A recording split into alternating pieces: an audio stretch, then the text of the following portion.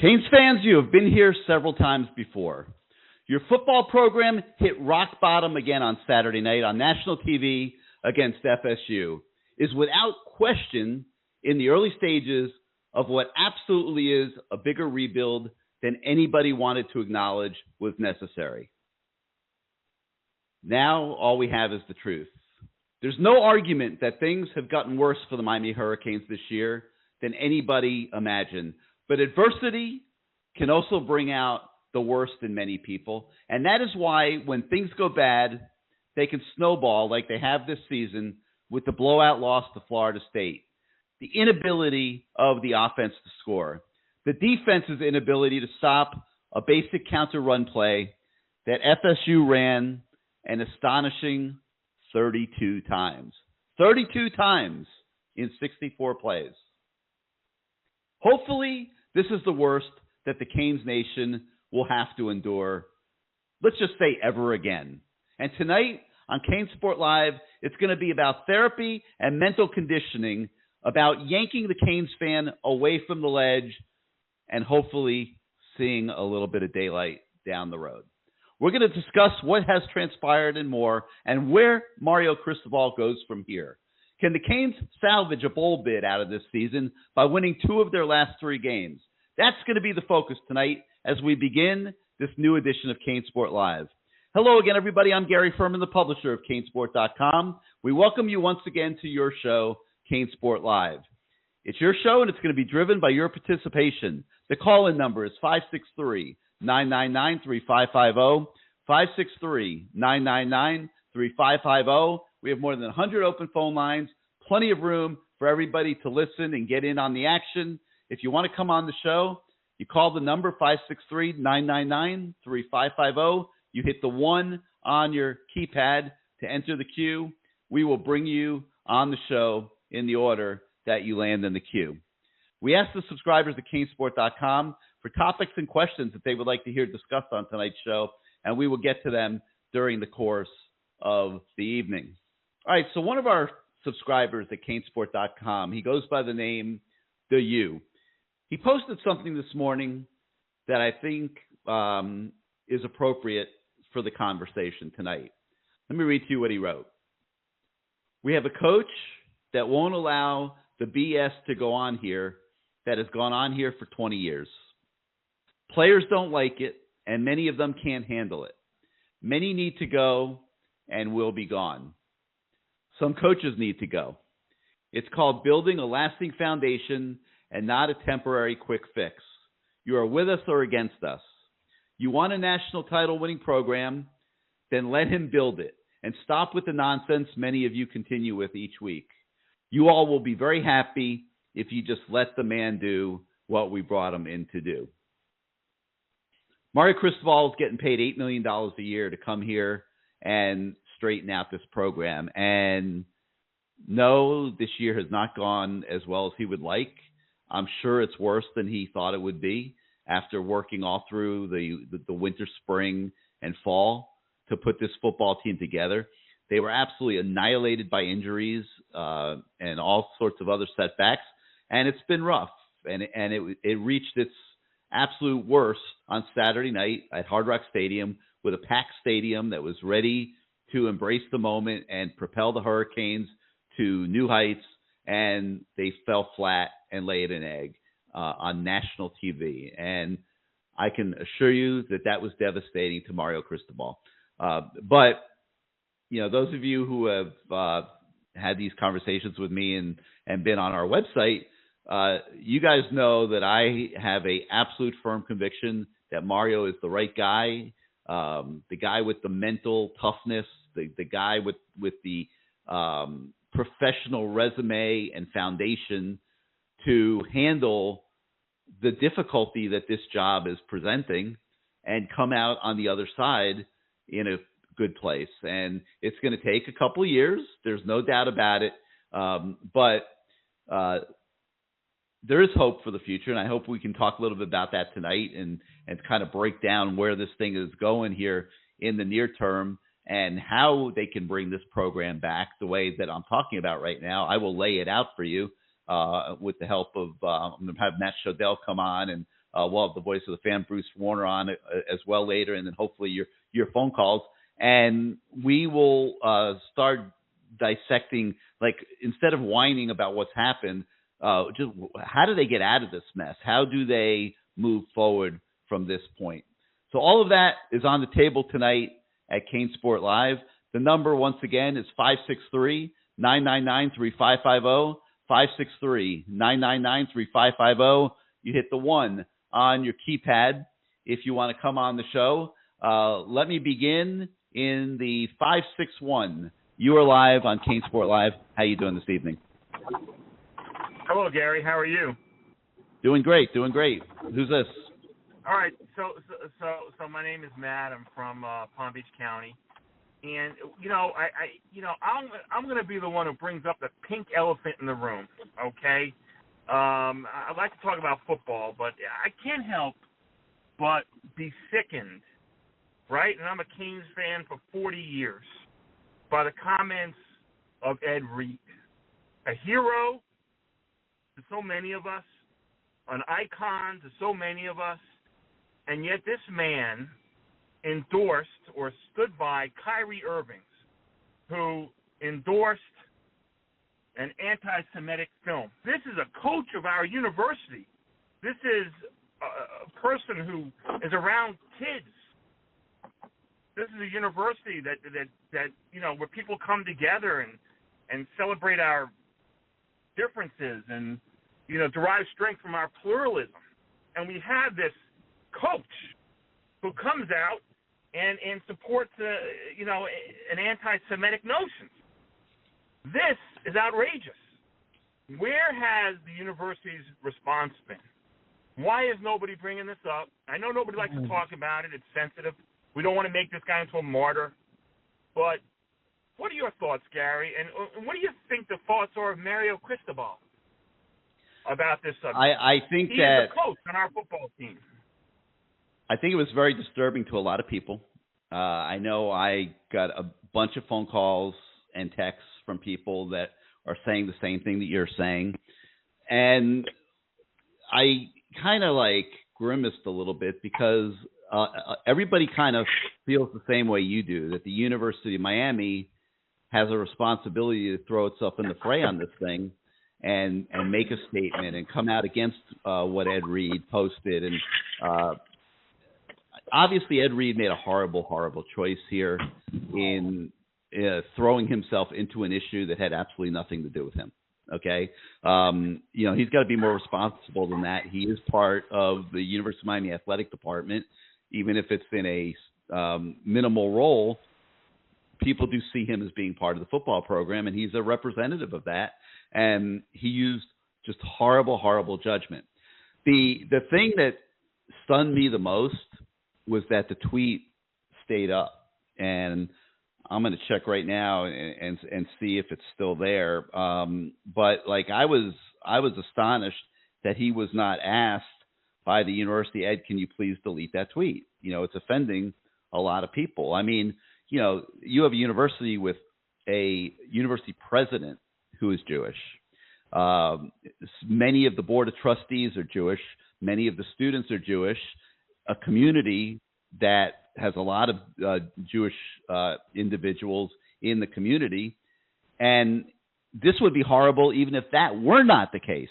I was surprised that somebody didn't very quickly get to Ed Reed and say, Ed, can you please delete that tweet? Well, 2 days later, I'm looking right now, it's still on his Twitter. So I don't know if that phone call got made and Ed Reed refused to remove it. That would be one issue. And now you've got a real problem if you're the University of Miami. If they did not ask Ed to remove it, I think that's another issue. That's a mistake. And I guess the third aspect of it is that if they did ask him to remove it and he wouldn't, what's the benefit of going to war with Ed Reed and dying on this sword? What does the University of Miami gain by putting itself in the middle of this issue? So it's complicated, man. It is a horrible – I hear you, and like I said, your opinion is what many people's opinions were. Everyone was very justifiably offended by it, and that he would come out in support of that the way he did. But I put my PR hat on, and I think about if I were representing the University of Miami and I was their counsel on this, and I had to make a recommendation to them, do you put yourselves in the middle of this by making a statement on it? Man, I'll tell you, I don't know that I would counsel them to do that. I got to be honest, as horrible as the whole thing is, I don't know where the benefit is for the university. The university should have asked Ed Reed to remove it. And if he didn't remove it when they asked him, shame on him. And poor Mario Cristobal, I agree with you. I think he is a solution. He's going through a horrible season. With better talent than they had last year, we're losing games. I'm not sure what that's all about. And again, I've been a close supporter of the University now for a long time, and an alumni of the University of Miami. But, you also have to ask, at what point is he, as a leader of the team, responsible to go over to Ed and say, hey, Ed, this is not okay. This is not conduct we can tolerate, whom are Jewish, I assume, who contribute greatly to the NIL deals, right? So this trickles down. This is complicated. We don't want to make this guy into a martyr, but I don't think he knows better. He's just reckless. He's probably not too bright, right? And the shame of it is he's a symbol of, everybody rallies around Ed Reed, right? All fans and supporters of the University of Miami, we rally around the icon.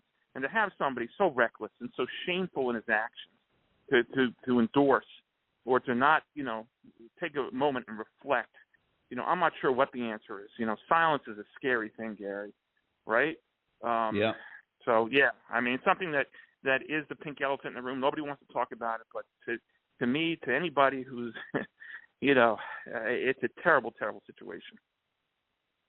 I thank you. Yeah, I mean, no, I totally agree. I mean, I just don't know that the answer was for the university to throw itself into the middle of that fray. I don't know what they gained by doing that. Because what are they going to say? What are they going to say? We do not. The University of Miami does not condone in any way the statements made by Ed Reed on Twitter in relation to the Kyrie Irving situation. We regret it, or whatever terminology they're going to put together. What does that accomplish? It doesn't change. I mean, obviously, Ed Reed, right? Huh? We couldn't get Alonzo in the beginning, and I think Diaz brought in. Right? It was a PR move by Manny Diaz. He doesn't do a whole heck of a lot. It was a PR move. I love it. I mean, I'm like everyone. Like, man, Ed Reed has been an icon, but the whole thing was a PR move. He's not there a lot, and the truth of the matter is he's not a major contributor to the football program. So Mario sure as heck isn't going to want to put himself in the middle of it either. Right, but he should. I don't blame him, but I think there's something about being a man, being a leader, and saying, "Hey, Ed, listen, man, this is not okay. This is not something we're going to tolerate here at the University of Miami. Okay, now you're gonna, I don't know how you educate somebody, but they can't get him to remove it. I can't believe that nobody called today. Hey, Ed, can you please remove that? So I got to believe that somebody made that call. And Ed's response was, "No, I'm not. That's my personal beliefs or my personal opinions. I'm not deleting it." So now, what are you supposed to do if you're in the University of Miami? We are severing all ties with Ed Reed, one of your most iconic players in history. It's a no-win. It's a no-win. It was a stupid move by Ed. He should not have done that. He should not have gotten himself into that situation. I'll say one more thing. Nobody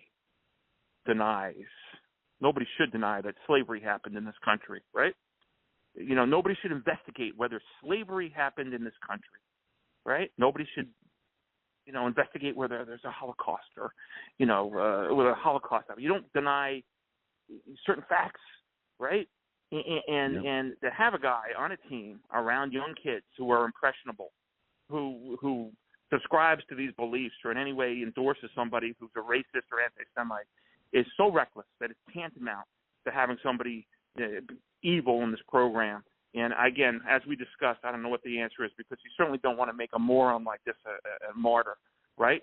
but the answer is through education. So somebody saying, hey, Ed, you got to learn a little bit about, about the history of the world, right? And about truth, and I don't know how you do it with somebody who like that. And the shame is, it just lingers over the University of Miami so badly right now. And it's so unfortunate because so many people want to love the guy, and he's setting himself up to be hated and hurting so many people. Thank you so much, Gary. You got a great show. I enjoy CaneSport and enjoy everything about what you do for the university. Thank you so much, man. Really appreciate it. And for those of you that aren't familiar with this whole thing, go online, read up on what happened with Kyrie Irving, and then take a look at Ed Reed's Twitter, and you'll see what he posted that offended so many individuals and corners of the university community. And like I said, I heard from so many of them yesterday by text, email, phone, and people were really disappointed that Ed Reed, put himself into that fray. And hopefully at some point somebody finds a way to rehabilitate that, because like I said, I can't believe that it hasn't been deleted, but I got to assume the University of Miami made the request. All right, 563-999-3550, 563-999-3550. You hit the 1 on your keypad if you want to come on the show. Let's go out to the 917. You are live on CaneSport Live. Hello? 917. You with us? Hey, Gary, what's up, man? BK Hurricane. There you are. Hey, what's up, BK? How you doing this week? Yeah, I'm sorry, man. I was picking up some stuff I spilled on the floor. Yeah. Ooh, hey, Gary. That's not good. Man, that last call, man, I really don't want to hear that. I try to escape, this as much as I can. I need a break from it sometimes. I'm not denouncing it or anything like that. I'm African American, and I go through a lot. I know a lot of people that go through a lot, but every once in a while I just want to detach from some of the things that are going on. You know what I'm saying? But I do. There's a time and place for everything. I condone that. I could sympathize with what the guy was saying, but I go through my little setbacks all the time. So, but in that case,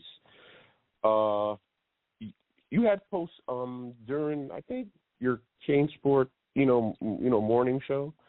Like you had said something about you spoke to a couple of people and they referred to they mentioned an all-star team, and it says, is an all-star team really a team? And you got me thinking about that. Yep. Mario. Somebody made that point to me, and I started thinking about it. I'm like, wow. Because everyone says, how can Miami as well when you said it? Yeah, like how can Miami have this lineup of all-star coaches? They've been head coaches. They've been at the top of their profession, the Broyles Award winner. And how could this team be struggling so much? And, you can't just sit here and just blame the players. I mean, the coaching staff has struggled this year too. And the point of putting an all-star team together is not necessarily a team. And there's so much truth to that. Like, these guys have never worked together before. They never worked together because Mario took it upon himself to hire position coaches before he hired a defensive and an offensive coordinator. And usually there's a cohesion with, offensive coordinators and defensive coordinators and some of their staff. There's usually a cohesion. Like offensive coordinators are usually quarterbacks coaches. They'll say, hey, can I come in with my wide receivers coach? So he understands, my route tree. He understands, the plays I like to run. But Gaddis and Steele both were forced to work with guys they may not have necessarily have worked with before. Now, I'm not defending the two hires, but after you said it, it made sense. Yep. It all made sense to me. It all made sense. Mario just went out and just hired all these coaches and then hired the coordinator. So now the coordinators were, they had to work with what they had. And isn't that the reason why the Toledo head coach didn't take the position, because Mario wouldn't allow him to bring a couple of guys with him? That was some scuttlebutt at the time. That was the rumor. I'm not saying it's 100% true, but that was a rumor that was going around. He wanted the job, but then he wanted to bring a couple of guys with him. But if I remember correctly, Mario told him he could have one. If I remember correctly, BK, I think he would have been allowed to bring one. Okay. Right, and coordinators usually like to work with their guys. They usually like to work with, or at least people they've worked with prior. Because like you maintain the continuity. That there's a cohesion, there's a continuity there. Everybody's kind of like on the same page. So now you're dealing with a bunch of coaches that come from different systems, methodologies, things of that nature, and you're trying to mesh it all together. And it's just not working right now. It's just definitely not working. And the more and more I hear Josh Gaddis talk, the more and more I think he's going to stay. Well, if he doesn't have a better job, he's certainly not quitting at $1.8 million a year. Oh no, he's definitely not quitting, because if he doesn't get fired, he's going to tough it out. He's just going to do what he has to do, because he had aspirations to being a head coach.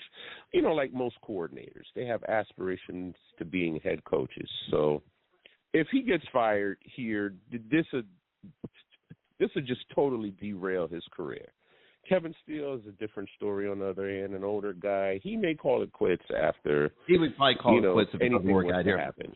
But I don't think he's getting. I don't think Kevin Steele's getting fired. I don't think anybody I certainly don't blame him at all for what's going on defense. Right. I mean, he's watered down the defense as much as you can, and they're still having bust after bust after bust. I mean, it's harsh for me to say this, but it's the God honest truth. I mean, the football IQ on this team is not great, and Manny Diaz had a very simple defense. It was just like run around, go crazy, and try to create chaos and hope it works out for you. Right. This is a much more fundamentally sound defense that Miami's playing this year, with very specific responsibilities, and guys are making a lot of mistakes and taking bad angles, getting out of position, not filling their gaps like they're supposed to. I mean, Florida State had a run play the other night. They ran the same play 32 times. Well, they only had 64 snaps in the entire game. 50% of their plays was the same play, BK. The same play. Like, when have you ever seen that? They just kept running the counter play over and over and over and over again, knowing that they could pound Miami into submission. Right. I mean, after I heard it, I couldn't believe the number, as well. Like, I know they ran the play a lot, but I didn't think it was half their play calling. Like, I didn't realize it was 32 either. I thought it was more like 15 or 16. And then Kevin Steele told me the other day it was 32, 32 times. That's exactly what I thought. It was like 32 times. I'm like, that's half the plays. That's literally every other play. They were making adjustments on the sideline. Well, they just kept running it and running. I have never seen that before. I've been covering football for 40-some-odd years. I've never seen that, BK. The same play over and over again 32 times? Oh, man. Yeah, but you know what? Like the word came out of Florida State camp. I was listening to one of their podcasts. They were preparing for Syracuse by Wednesday because they were so confident that they had Miami figured out that they already had started preparing for Syracuse, like mid-practice week for Miami. I couldn't believe it. I just couldn't believe it. I just couldn't believe it. Do you think that, like, during the week, like when Miami gave Tyler Van Dyke a shot, they took practice time away from Garcia and Brown? Like, they could have focused more on giving them practice time and just telling Tyler, listen, man, you're hurt. You got to sit it out. Because that could have went to Jacory, and I hope to see Jacory the rest of the way. He's a very athletic kid, and, they might be able to work something out, some plays out, for him, whatever it is. But I say just go with Jacory the rest of the way. You have nothing to lose. Well, here's what I'll tell you. I can only give you my opinion. I don't think Jacory in any way, shape, or form is ready to quarterback a college football game. Going out there and, running a handful of plays, basically being a battering ram, running into the middle is one thing. And that's what he did, I think, 12 times himself the other night, was basically just taking the snap and running straight up the middle. He only threw. He was 5 of 9 for 37 yards. BK. Miami only threw for 62 yards in the game the other night. You can't win like that. You could go do that at Georgia Tech, and you get killed at Georgia Tech this weekend, huh? And it's I not. don't want to think about it if we lose to Georgia Tech. I'm just telling you, based on what, and I've said this earlier. Like, I watched Ja'Cory Brown in the spring and fall, and I walked away thinking this kid is a dynamic athlete that can help this team a lot. I personally would have taken him and made him an all-purpose offensive player, and I would have lined them up everywhere. I would have lined them up in the backfield. I would have lined them up. He had a jet sweep at Virginia. I would have lined them up out of receiver. I would have lined them up in the slot.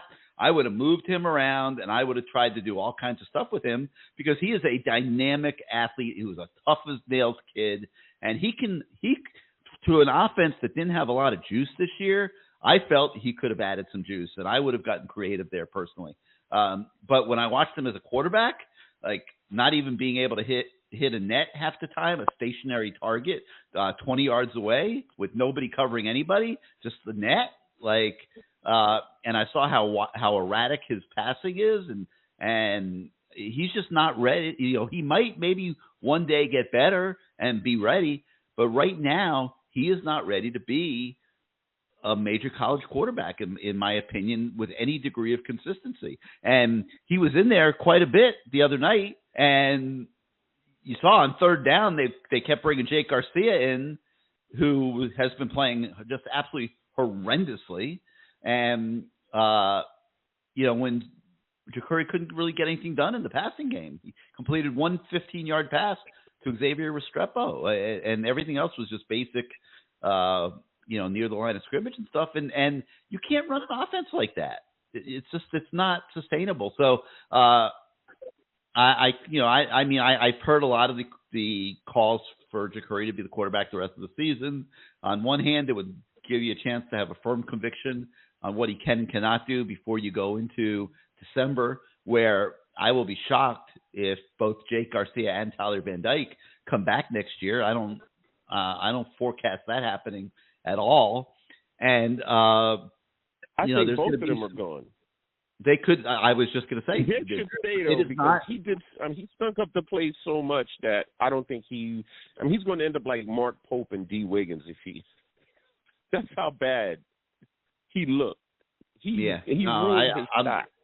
I'm stunned because I like Jake Garcia, and I still feel that he's capable of being a decent quarterback, but he clearly was not prepared these last 3 weeks to take on the responsibilities that he was asked to take on, and he looked horrendous, and he's been a turnover machine.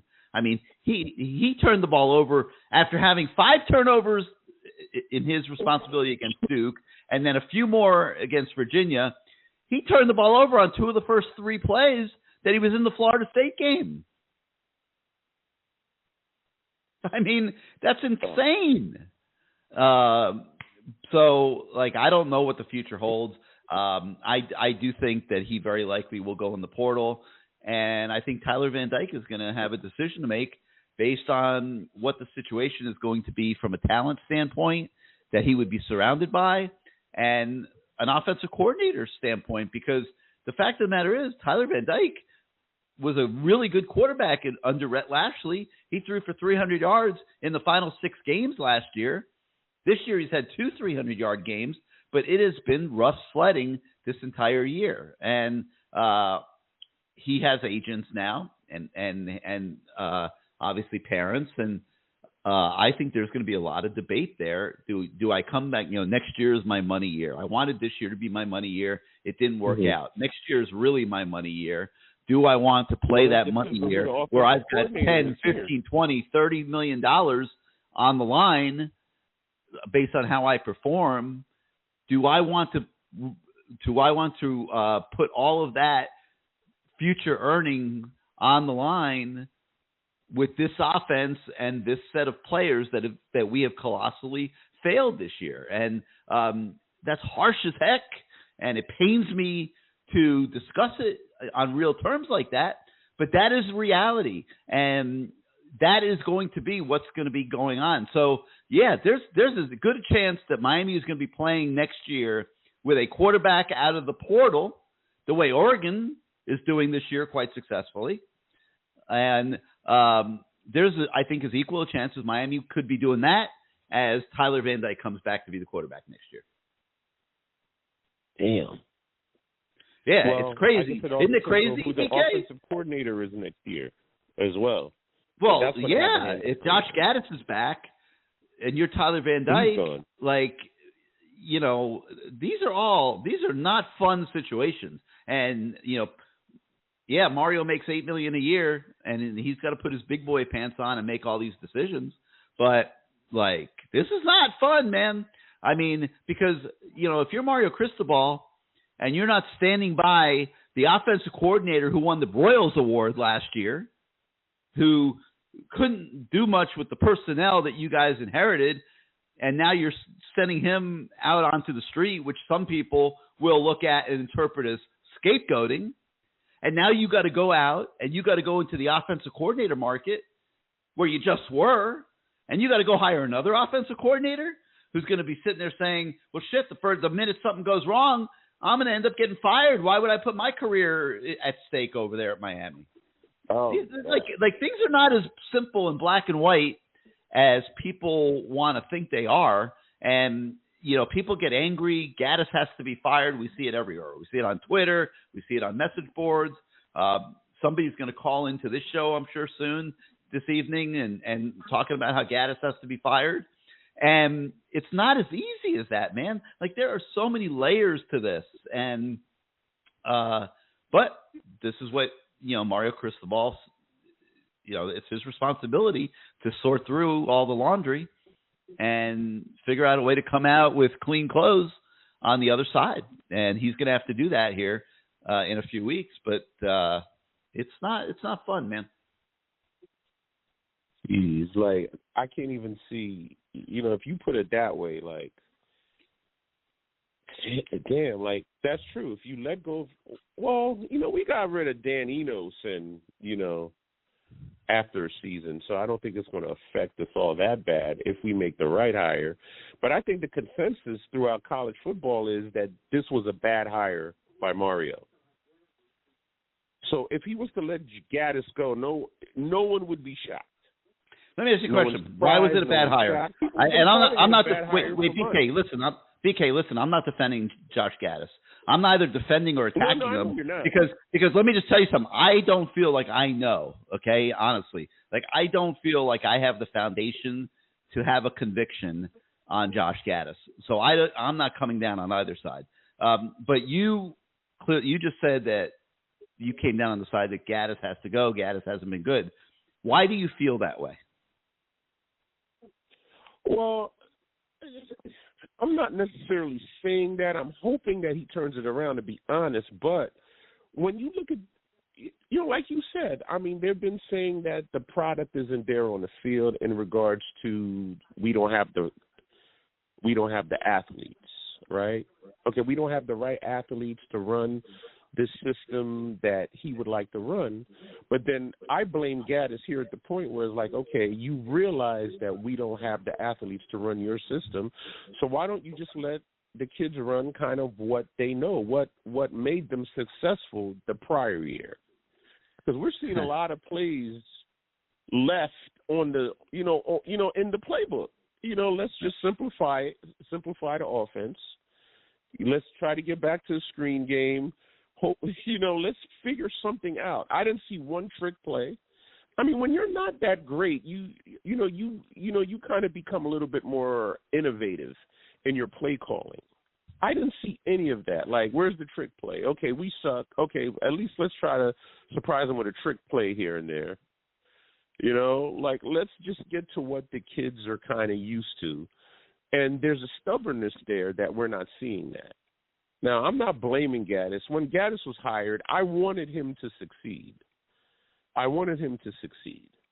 Because we all see what that offense could look like if you have the right team, because Georgia runs a very similar offense. Georgia's offense is not that dynamic, but look at what happens when you have those type of athletes running that offense. It looks pretty good. Michigan the same way. When you have that type of athlete running that offense, it looks pretty good. But Miami does not have those athletes. Not even close. So that's the only problem I see with Gaddis. You did make an interesting comment, though, where you said, why not run what was successful? Now, you could argue that both ways. Like, was it successful? Really? Like, it was successful the second half of the year last year, but they did lose a lot of games. And but it's certainly more successful than what we're watching this year. But what coaches, when they come in, they install their systems. Josh Gaddis was hired to install his offensive system at Miami. He wasn't hired to come in here and try to learn Rhett Lashley's system and install that. And that's just the way it is. Now, right or wrong, I guess depends on the results. But I'm not sure Miami had the personnel this year to run Rhett Lashley's offense either. So, all right, BK. Well, thank you so much for being part of the show, all right, man. Gary, just leave me on. I hogged the line up too long. Just leave me on. No sweat, man. Thank you for being part of the show. Appreciate it. We'll talk to you next week. Okay. All right, let's go to the 336. You are live on CaneSport Live. Hey, Gary. Who's this? This is Charles. I'm first-time caller. Hey, what's up, Charles? For a couple of years now. I met you a couple of times. Awesome. Thank you, man. Carolina. Yeah, I'm up here in North Carolina. I'm from North Carolina. I met you at a couple of Carolina games, Duke games, Blacksburg, Charlottesville a couple of times. But I just want to call in. I'm like BK, the mess from the first caller. I just didn't agree with it. I'm a African-American as well. And I think looking at, you don't want it to be a political show, but he brought politics into it, and I just his comments, because I'm a supporter of Kyrie as well. And what Kyrie did, I think it was a bad mistake, and he came back and apologized for it. And I think what he did, he's looking at his people, and he has a lot of friends, family, whatever, of all different races, nationalities, whatever, all that. He's already explained that. And he came back and apologized for it. But I don't think we need to throw out the babies with the water in that situation. And with Ed Reed, love Ed Reed. I mean, you can't go against Ed Reed. And I think Ed Reed's just showing solidarity. Yeah, the guy made a mistake, but we're not just through with it. We're not going to throw him out. And, he's already clearly said that he's not anti-Semitic. So I think we need to go with that, instead of just trying to keep piling on someone once they've made an apology and said that they made a mistake. So now let's get back to Florida State, Miami. Terrible game. I'm just, I was just speechless. Got with a bunch of friends, Florida State fans, Miami fans, and was just literally, I really thought before the kickoff we might have had a chance. But then once the game kicked off, and you could just see it. You could just see it that these guys weren't ready. Florida State came up with an energy. And I believe, BK, I think Florida State actually thought, after what I witnessed at Blacksburg and Charlottesville this year, I think Florida State probably came out thinking, hey, we're going to prepare for Syracuse midweek because we're gonna stomp Miami. And they fully expected to win the game the way they did. Yeah, and it just looked like it. And I'm just, I'm with Mario. I think he's going to turn the program around. I think he's going to need the time, but it's just, it's just going to take the time, and we just we've done it 20 years, so what's another 2-3 years? But you just hope. I think he came in with such fanfare, and we've just been in the dumps for so long. We just thought with Mario coming in, it was just automatically finger snap, turn it around, and now we're getting a real taste 8 games in that this is a project. This is not just a parlay thing. This is going to be a project, and I think I'm behind him. Go ahead. Yeah, I was just going to say, I think it was realistic to hope to win 8-9 games this year. I mean, I don't think that was like crazy. Right. Yeah, I don't think it was crazy. And like I said, the games that we did, lose, like I said, just the way we lost. Like I said, and you guys go back to the Middle Tennessee. I watched that and was just like, 5 plays. But the A&M game, like you said, I think our guys were just banged up, after that. but they played so well. And I guess you got to take into account the injuries, you know. But I think Rooster, I really think he should have been playing more than he has been playing this year. I think it clearly shows Saturday that kid should have been playing more. So, but I'm gonna leave his fumbles were fumbles, like, you know, he might have cost them 2 games. Well, he might have, but I mean, now if you want to go there, Gary, we can go there because me and Kane, we talk all the time. Now, if you want to go there, I will say that Van Dyke definitely cost us 4 games, you know. So I mean, I'm just like, you know, you gotta give it where it is. And yes, those fumbles were crucial, and I could see the kid was totally torn up. But we know Rooster's not trash. We seen that kid last year, you know. Mm-hmm. We seen what that kid could do, and I think he should have had more opportunities because he showed. Without him Saturday, I don't even know if we had half the yards we had. You know, we didn't. We wouldn't have. Him. No. So what? He had that one for 6. He had one for 45 yards. Yeah. And then he was, I mean, like I said, he was just dead tired that last play. I seen him. I was like, man, that kid, he's got to get a breather, you know. He only had 4 carries in the game. He only carried the ball 4 times. Right. Henry Parrish only carried it 6 times. Yeah. But that's 60, that 45-yard run you said, and then the other one he had is like I said, he's out there on the field doing everything else. You know, he's not just running the ball, but like even the plays that don't go toward him, he's still got to carry out the play. So. But I just think that we just got a project, and we just got to, you know, I'm expecting at least 2 years. I look at Norvell with Florida State. I mean, people say 45-3, that was terrible, but I remember 2 years ago it was 52-10, you know, on their end in Norvell's first year, you know, and look at them now. So like I said, we can go back and forth, but I think Mario will get it, and I think we'll be back, you know. I think we got to eat this crow. I heard through an intermediary that when Florida State prepared for the game, they felt like Miami's roster was at the level where they were 3 years ago. So what you're saying holds a lot of truth. Yeah. But I'm gonna get off here, Gary. I'm just gonna listen to you guys now. But I just wanted to come on, like I said, it's my first time, and I love the show, and just keep doing what you're doing. All right, man. Thank you for being part of it. All right, 563-999-3550, 563-999-3550. You hit the 1 on your keypad if you want to come on the show, and plenty of room for everybody. Let's hear from some first-time callers tonight, and get some new opinions on the show as well. So 563-999-3550.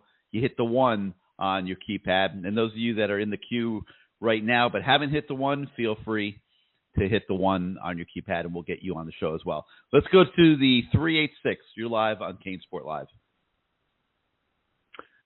Hey, Gary, appreciate you taking my call. On the sweat, who's this? This Will. Hey, what's up, Will? How you doing tonight?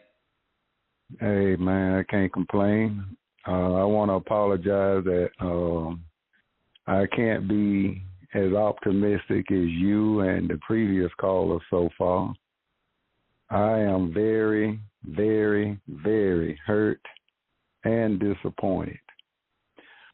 But before I get to my question, I just, want to make a comment about, there are some calling for the offensive coordinator's head. I mean, haven't we all, seen this movie before? Fire, and nothing changed. Fire Dan Enos, fire Patrick Nix, fire Blake Baker, fire Mike Rump, numerous offensive line coaches, the defensive coordinator that Al Golden brought in, I can't think of his name, but fire him.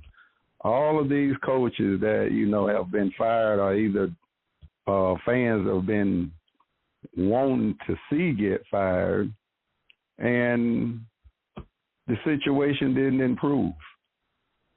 But my question to you is, I have a few here. I talk about things that, have been discussed amongst the Canes fans that I be around on a daily basis that won't call the show, but they're out there listening. And it's mind-boggling to me. How is it that 2 years ago we beat FSU by 42 points? Last year, with basically the same players we have this year, The game in Tallahassee goes right down to the wire, and a year later they come to Miami in front of a sold-out crowd and beat us by 42 points. That's a head scratcher. I don't understand how that could happen. It's hard to explain a lot of things, Will.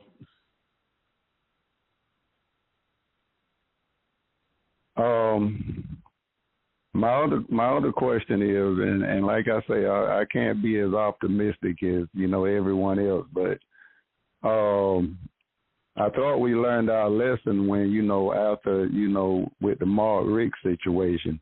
Why did Miami sign Mario Cristobal to a 10-year contract? Why not 4 or 5 years? Evaluate him after that and then go from there. Why 10 years?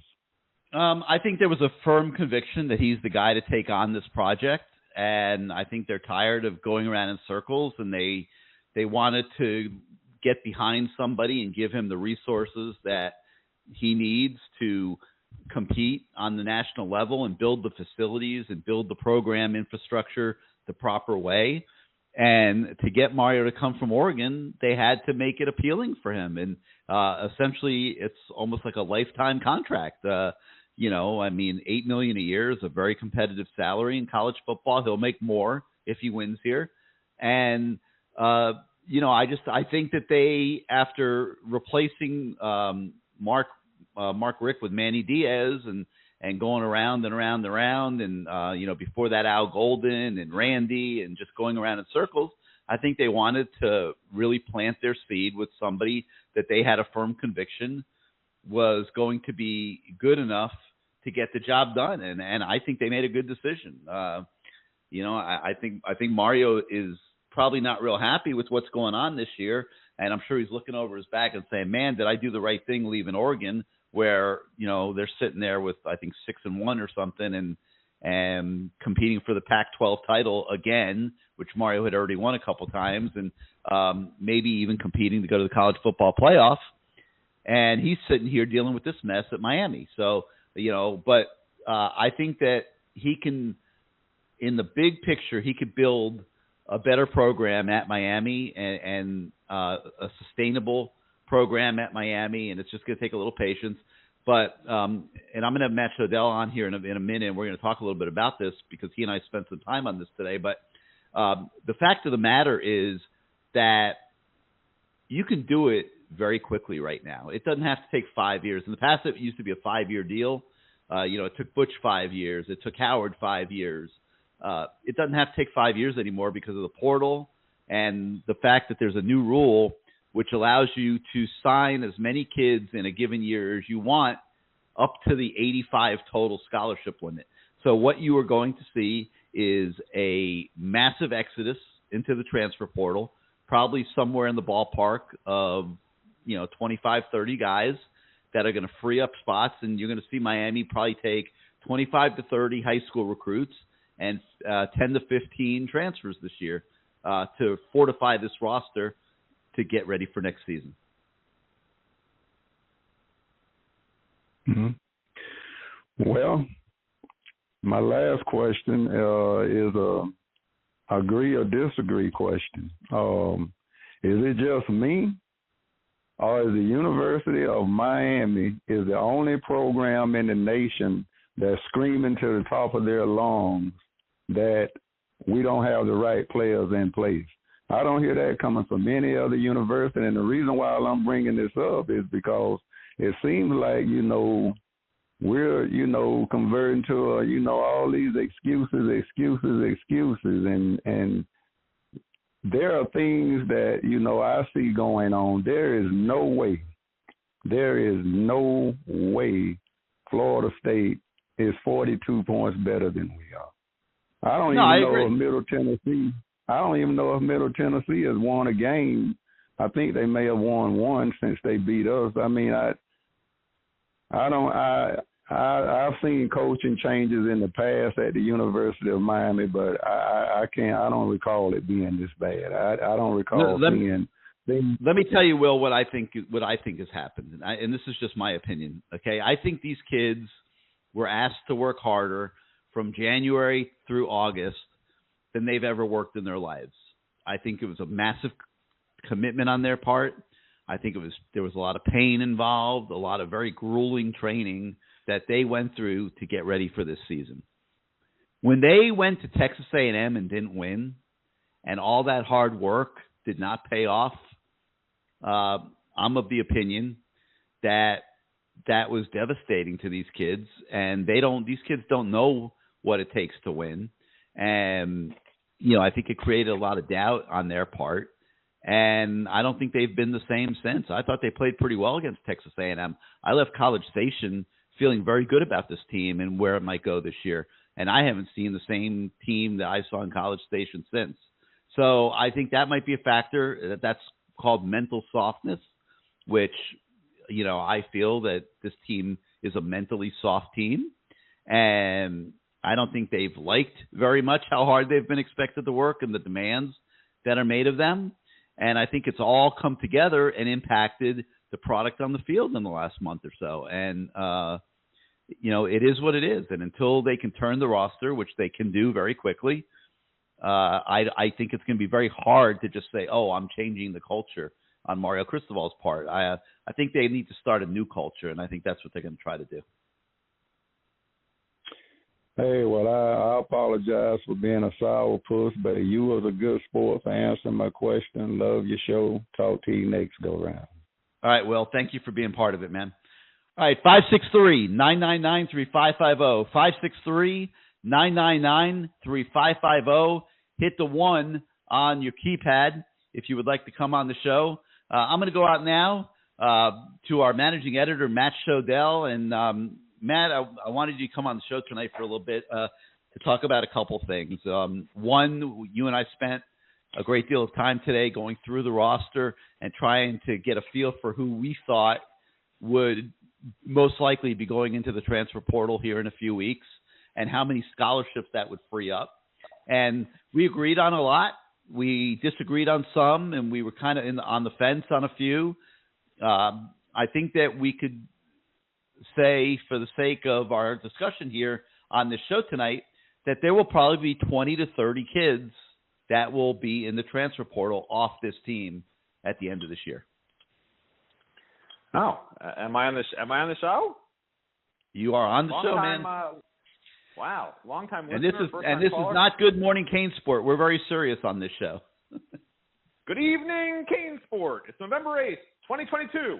I'm Matt Shodell. I'm joined by the guy who keeps stealing what I said a long time ago about this roster not being fully cooked and the team being mentally exhausted. What were you asking me to talk about again? You can't kick me off this show. Unlike Good Morning CaneSport, there's no button you could kick me off. Well, I guess you could kick me off. Never mind. Yeah, never mind. I'll behave myself. We spent some time talking about the roster today, and I am more in favor of a massive overhaul than you are. I think I had about 35 guys. Oh, no, that's not true. 20. No, that is, because if we go down, we're not going to name individual players, but you had a lot of guys as either 50-50 or you keep them, whereas I did not, and I would just jettison a lot of the guys. I mean, on the defensive line alone, I had 7 guys on the current roster that I would get rid of. And of those 7, 1 you would keep, and 4 of them you said you were 50-50 on. So, I mean, that's just a small sample size. But, yeah, I was way heavier on the get rid of these guys than you were. You definitely were. Just because, you just said I wasn't. You were definitely a more ruthless human being than I am. Well, you got to be ruthless, man. The teams, look, this is a business at the end of the day. It's a business of keeping fans interested, and right now it's a failing business. And you have a 2-year window, an unprecedented 2-year window. Call it the Joe Biden spending plan where everybody gets money and then you vote him out of office. Hopefully Mario's not voted out of office, because you have a 2-year window right now, unprecedented 2-year window, where the NCAA has said to every program in the country, because we bloated your roster numbers with COVID, we're giving you 2 years, the classes of 2023 and the classes of 2024 only, where there's no more limits. You could take 85 players that are all freshmen. You could take 85 players that are all transfer portal guys, which I call, for those of you who don't watch Good Morning CaneSport, I don't like the transfer portal. I don't want the transfer portal, because I feel the transfer portal is more for guys that are unhappy where they are, our second team and third team guys for the most part. I don't want those guys, so what I call them is free agents. So you can take 85 free agents where you just, bid a lot of money and get guys who are starting somewhere else that are really good that will come here and be starters and be really good. That's what I want. So, we know this roster is not good enough. I am not keeping the guys. If they only have 1 year left and they're average, okay, I could see keeping them. But I don't want guys that are here for 2 to 4 years right now that we already know are average. So I jettisoned all of them. Gary, in his infinite wisdom, is keeping some of them because, why not? Why not be a nice guy, Gary? Some of them already transferred in. They can't transfer again. You feel bad. Okay, forget the fans. Some of them are making some contribution, to the team this year. Yeah, there's some of them are starters. There's 3 returning transfers that I think are really, really good, and the others are just like, it is what it is. So, but anyway, so I don't know what you wanted to talk about. I don't want to get lost in the weeds here. Well, that was one of the things. The exercise we had, and we agreed on like 20 guys that we thought would end up in the portal, and there was several that we agreed were 50-50, and then there were some that you said absolutely need to be in the portal. I think the final analysis of that conversation would be that there are going to be 20 to 30 guys in the portal, which means Miami will be able to bring in, anywhere from 35 to 40 new players this year. That's half a team. Yeah, well, the other thing, look, I'm not Mario Cristobal. As you know, I'm just a schmuck. But I would jettison the guys that are bad locker room guys, even if they're good players. I know for a fact some of these guys are not team players that are good players. I get rid of them. I don't care. You need to build the culture from the bottom up. What I don't want them to do is the same thing that's been done for the last 19 years here, which is not good enough, which is, if a guy is a good player but he doesn't behave well, he's a me guy, well, okay, we'll put up with it. Because it sends the wrong message to other players. There's a player on this team that just basically said one game he was healthy, that he could play, but he said, I don't want to play today. And so he didn't play, and then they start him again when he decides he wants to play again. Like, that's not for me. I don't want that. And to me, the most important thing about this program is setting the culture first, because you can tell this team, A, is not having fun. We've literally had players tell us that the offense and defensive players are not getting along. They're pointing fingers at each other. It's not a good situation. Is the team working hard? I think in their minds they are. Are they working hard to the level Mario Cristobal wants? Probably not. Like I said, you stole my whole thing, which I talked about earlier in the year, where it just looked like a mentally and physically exhausted team after Texas A&M. They were getting worked way too hard. And you can work a team that hard, but it has to be a team that can take that. This team cannot take that. Mario Cristobal did not recognize that. Mario Cristobal has to get a team that can take that, because we all know Mario Cristobal has done this before. He's a great coach. There's no disputing that in my mind. But this is not a good enough team.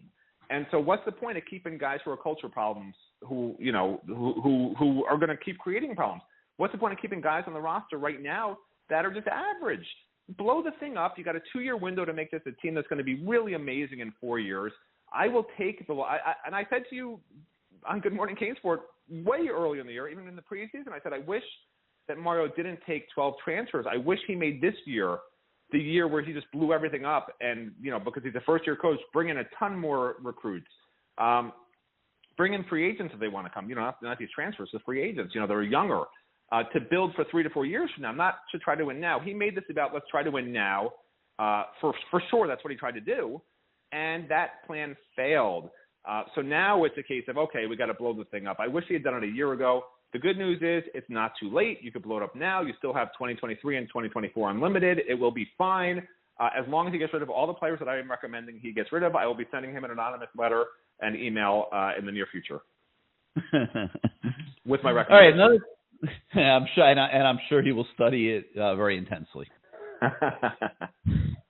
Another thing I wanted to talk to you about tonight on this show, because of the time and effort that you put into it, was there's a story on our CaneSport.com website tomorrow taking a look at the run defense. And, it's not something that's come up a lot during the course of this season, but when you take a deep dive into it and start looking at it as intently as you did, you come to the conclusion very quickly that Miami's got a big problem with run defense, and it does. And So tell everybody a little bit about that story that's going to be on our site tomorrow. Okay. Well, Gary assigned me this horrible story that took forever to write, but it was interesting. Miami ranks fine in run defense, okay? They're ranked number 44 in the nation, which isn't great, obviously, but it's good enough. 139 yards per game allowed rushing, which is fine. Again, that's good enough. But as I went through the story that Gary asked me to look at, which I didn't think would turn into a story because I didn't think there was anything there with really a run defense problem. I mean, yeah, it popped up against FSU. Everyone knew it was a problem against FSU, but you could have one bad game as a run defense. So as I went through, I decided, hey, let's look at all of Miami's previous opponents to really see, are these teams even any good at running the ball? Like maybe this is a mirage, like that 10-win team Mark Richt had was a mirage, right? They won the first 10 games. Some of them closed, didn't look real good, and everyone was all excited. But, if you really thought about it and you looked at who they beat and how they beat them, you said, hey, this is maybe a slightly above average team to maybe, above average, but certainly not great. And people deluded themselves into thinking it was. And I think people deluded themselves into thinking this was a really great defensive line and a really great run-stopping defensive line when it's not, based on what I went through here. And you guys can watch tomorrow morning the GIF that I put together of some of the runs that FSU had. But then I also broke down all the opponents and what they now average in points per game on offense, rush yards per game on offense, and what they ran for against Miami, plus those teams' records, which, by the way, are not real good. If you take out North Carolina, which I think is 8-1, right? I think opponents are 31-41 that Miami's played. That's the cumulative record of Miami's opponents, and Miami's record against them doesn't really matter because it's basically close to 500. So 31-41 is the level of teams Miami's been playing this year. Not real good. So anyway, the only three teams that I found that could run the ball with any level of decency, and we're not even talking about top teams in the country here rushing the ball, other than Florida State, which is one of the better ones, okay? So it's North Carolina, Duke, and Florida State. Those are the only three teams, Power 5 teams, that Miami's played this year that have shown any sort of aptitude to actually run the ball with any modicum of success. You can look up what modicum means later in the show, Gary. It's an interesting word. You start using it. North Carolina averages allowing 167 rush yards a game. Okay, Miami allowed 161. So average what Miami gave up there. Duke averaged 208 yards a game. Miami gave up 200. Again, average. Florida State averaged 211 rush yards per game. Miami gave up 229. So what we're finding is this is not a real good Miami defensive line against the run. It's an average defensive line against the run, perhaps even a little bit below average as you look at some of the other numbers from the other teams, as if they're not real good running the ball. So considering that the Miami defensive line is considered really the strength of defense right now, and you can see from this clearly that it's fairly average. I mean, you could argue that, hey, maybe they're better getting after the quarterback than in run defense, but the truth is, if you can't stop the run with your front seven and your defensive line, I mean, you're just not going to win a lot of games. So it's a major trouble spot. It's a reason why I would jettison more of these guys on the defensive line than Gary, because I just feel like they're not good enough. And for people that think that this defensive line has been amazing, look at the story in the morning. They have not been. Yeah, and Matt did a really good job on it. So those of you that subscribe to our website, do make sure you check that out in the morning. If you don't subscribe to our website, great time to come join us. There's going to be a lot going on these next few months. And we have a $10 introductory special right now. So take advantage of that. All right, Matt, we'll let you go. Thank you so much for coming on the show. And I'm sure everybody is looking forward to seeing that story in the morning. All right, sounds good. Thanks for allowing me to participate and not kicking me off the show mid-sentence. All right, have a good night, Matt. See you.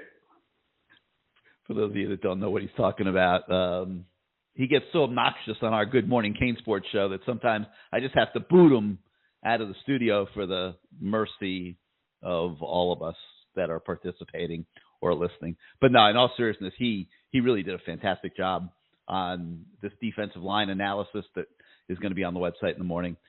Make sure you do check that out. All right, 563-999-3550, 563-999-3550. You hit day one on your keypad if you would like to come on the show. Looking forward to hearing some more opinions this evening. Right now, I'm going to bring into the studio to join me the voice of the fan, Bruce Warner. On most weeks, we'll bring a former player on with us. This week, Bruce says, you know what, Gary? I got a lot to get off my chest. I got a lot I want to say. So we're going to do this thing this week. No former player. It's going to be all about Bruce and what Bruce thinks. And here he is, the voice of the fan, Bruce Warner.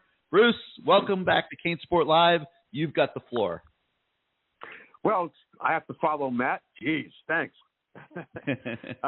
It's not just me. It's me and you, But listen, you know that I've been talking about the D-line all season long on Lamar's show, the D-tackles especially. I've been saying it, and I've been proven right. I don't care how good everybody thinks Taylor is and how good Jackson is. They're not good enough. They're not Tez. They're not Sapp. They're not Russell. They're not Jerome. They're not even close. They're the best of what we have, which is not good enough. So, I'm not going to say I want those guys gone. They need to be there. But they got to find some bigger dudes up front that could stop the run. And then you could use Taylor, who can play inside and get upfield. But you just cannot have a run stopper. And I think Jackson's okay, but he's got short arms. He's just not stout enough. And, while I'm throwing some people under the bus, maybe the guys out there who are listening to this will agree with me. I don't think Feld did such a great job in the offseason. This team still looks like a bunch of high school kids out there. They are smaller. They are thinner. They may be in shape, but these guys have been stronger and faster, not just the D-line, the whole damn defense.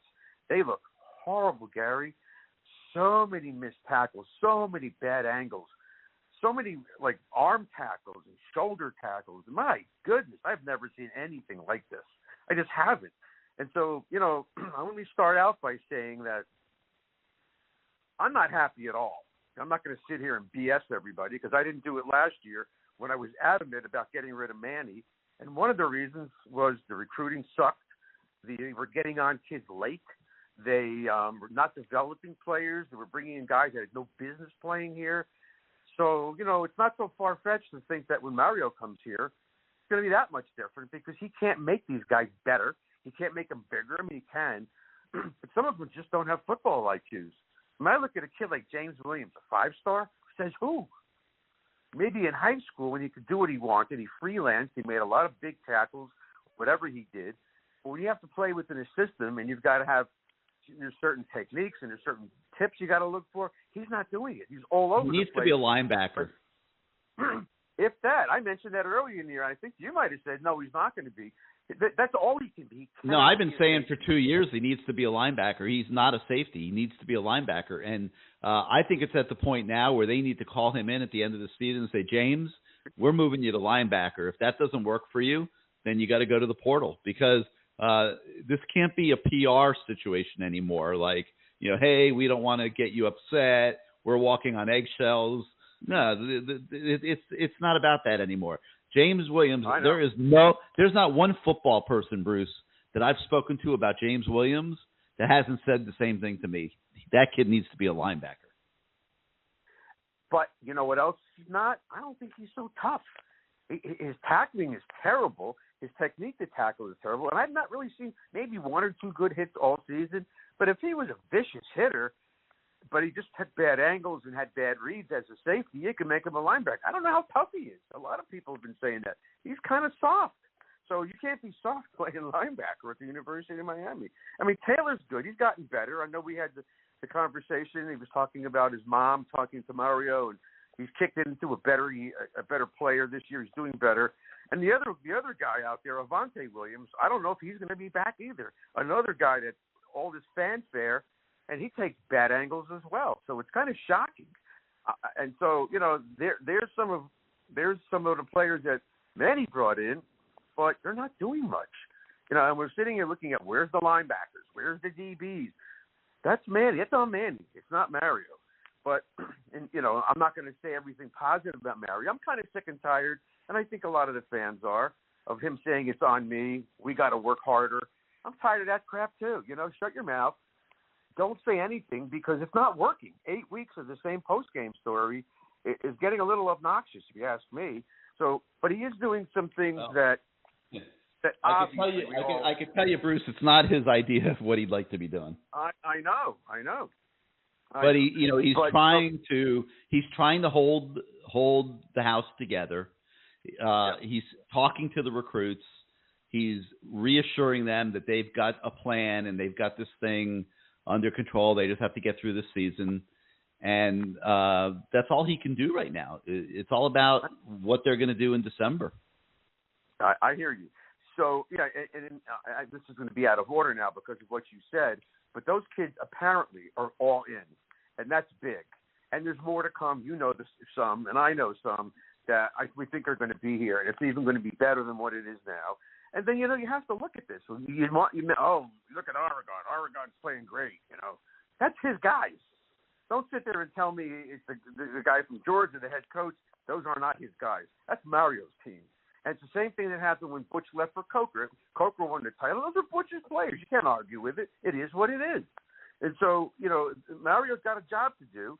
And as I also said many times on posts and on the shows, and Leon said it, Leon told him, he told Leon, he told a few people, I cannot believe how these guys don't know how to work. And you could shrug it off and say, it's just coaching speak. No, it's not. He was dead serious. You don't go around telling your former teammates that these kids just don't know how to work and be kidding around. That's a serious comment. And that's obvious. Here we are 5-6 months post-spring, and they're still not working hard. They let it all out on at the Texas A&M game. I don't know if 5, 6, 7 weeks later they're still exhausted from that game. That's impossible. But, there's a lot going on here. There's not one thing that anybody could say that's an answer. Certainly the injuries to Citizen and Restrepo and Zion Nelson did not help this guy at all. That was horrible that he lost those guys right before this. Actually, maybe it was Restrepo game 2. But you know what? You got to believe in this guy. We're Hurricane fans. We're all on this site. And I mean me because I'm not part of CaneSport. I'm on a lot of the shows with Gary, but I'm not part of it. I'm a fan. And you got to understand, we have to, if we're on this site, we're Canes fans. Not anti-Canes, not Gators or Seminoles. We're Cane fans, damn it. And so if you can't see that this guy's recruiting is night and day compared to the last 4 or 5 coaches we've had here and what he has going on in Oregon, you're blind. So maybe next year we'll be a young team and maybe we'll win 4 or 5 games or 6. I don't know. But I know one thing. If he gets his way and he does what he's been doing, in 2 years, 3 years, he's going to kick Florida's ass, Florida State's ass, and everybody else's ass because he's got the mindset and the ability and the recruiting capabilities and, of course, the NIL money to get it done. The class he's got coming in so far. Thrilled, Gary. I think these kids, and if they get the other offensive linemen, which I think they are, look out.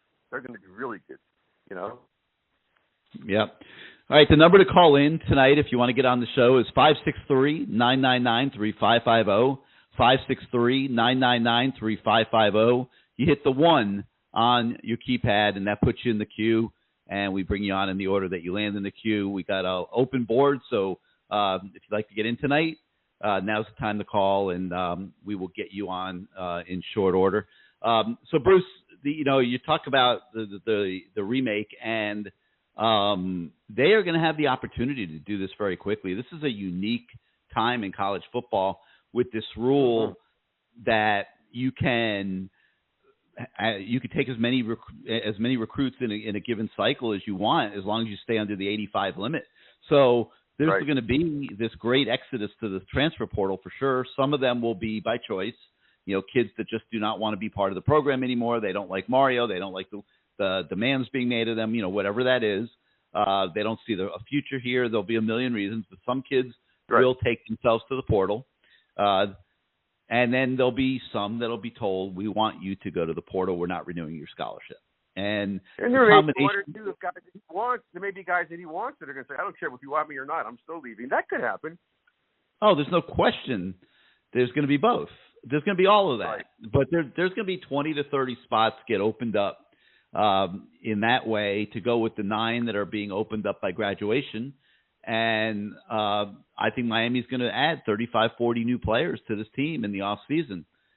So that's half a roster. That's enormous. That's too deep almost, man, of players that will be part of this team next season. Some of them as soon as early in the year. Right. And then you have to look at the positives. He got young. Where the hell did he? I mean, I know where he came from. I'm just being facetious, but this kid's really good. I don't know if we could have gotten a recruit as good as this kid. He's really good. Not just he had one or two lucky games. He makes catches with guys draped all over him.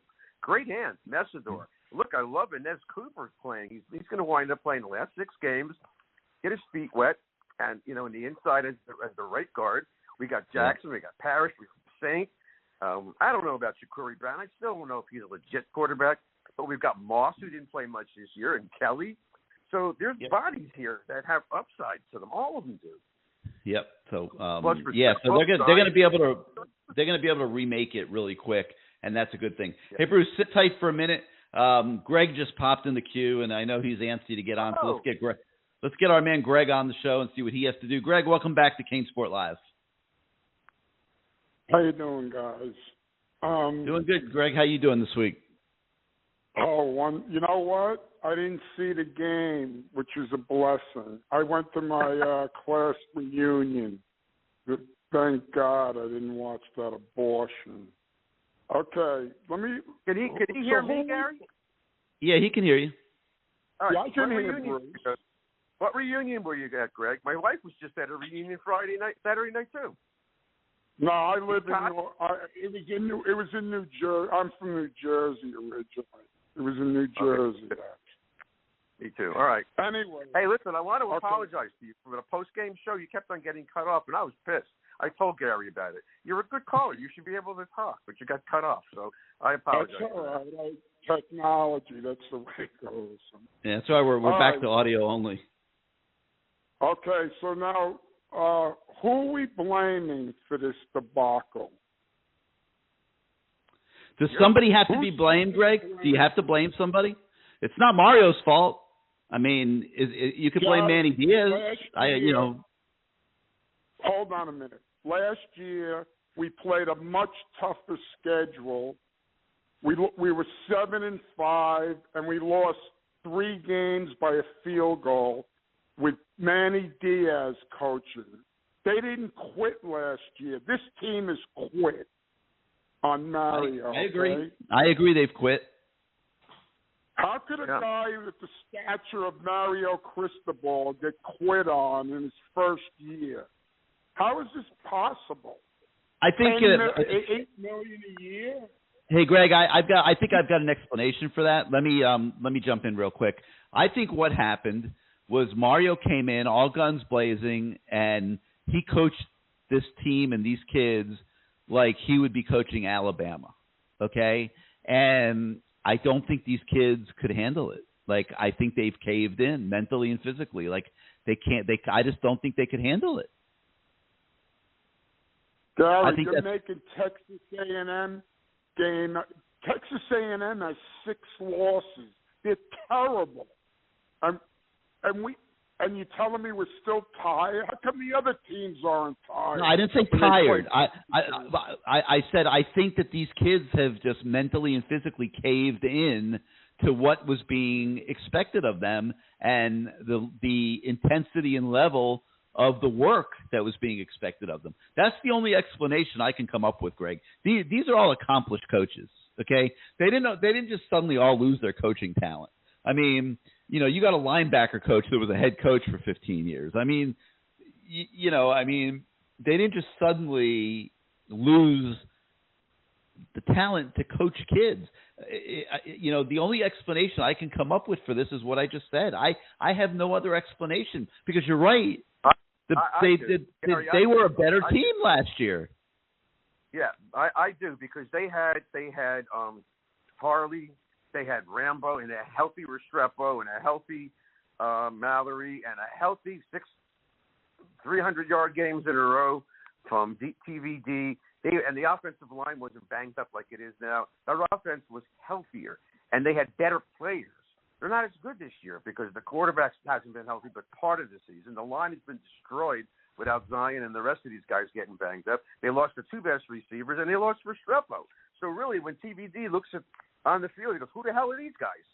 He doesn't have any rapport with them. The whole thing is a mess. Plus, you factor in Gaddis and his play calling and the red zone play calling. I can see why they're not so good this year. I can see it. Well, Gary, you picked them for 9 wins, didn't you? That's what I yeah, I would do if I was doing this at the beginning of the season. I would do the same thing. I thought they could win 9 games.